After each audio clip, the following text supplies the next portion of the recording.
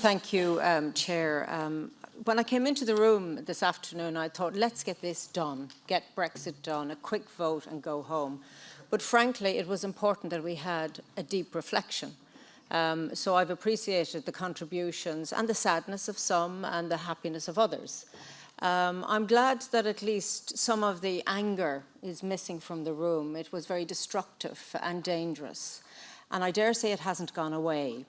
But I do hope that in the next phase we can move to a place where people listen respectfully to each other in the best interests of both the European Union and the United Kingdom.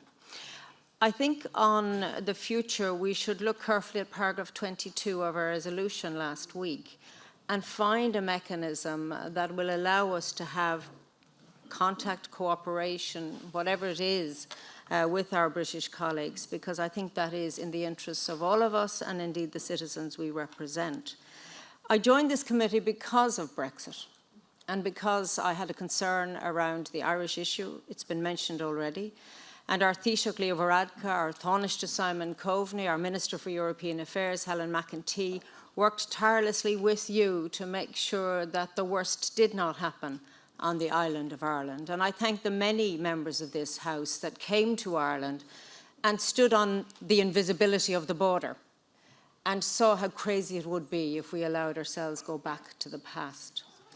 And I suppose that's what troubles me a little about what we're voting in favour. We have just voted in favour of, and I will do it again next week with a heavy heart, is that it does speak of a past where people were not together. Because the European Union was and is wonderful for bringing people together and the value of listening to one another, and many of you have reflected on that. So I'm really sad today. I think it's a bad day's work, actually. But I respect that the UK is leaving, and I respect the fact that people voted for it. But it is a difficult moment for all of us. And my last remarks are to my colleague, Danuta Hübner, to you, Chair, and to Guy Verhofstadt, and the many people who worked around you from all of the political groups, just to thank you for that work, and to the Secretariat. It was unnecessary work in many ways because we weren't picking progress that we had made. But I think we've learned a lot from it. And I hope that the UK is just a one-off.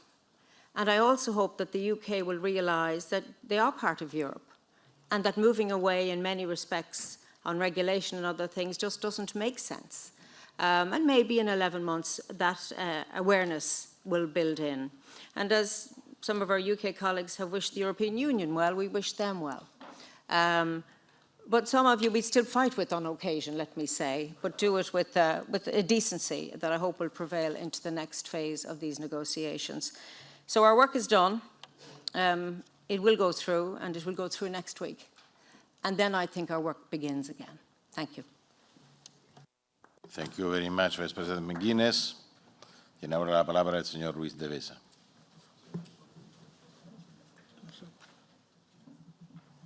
Thank you.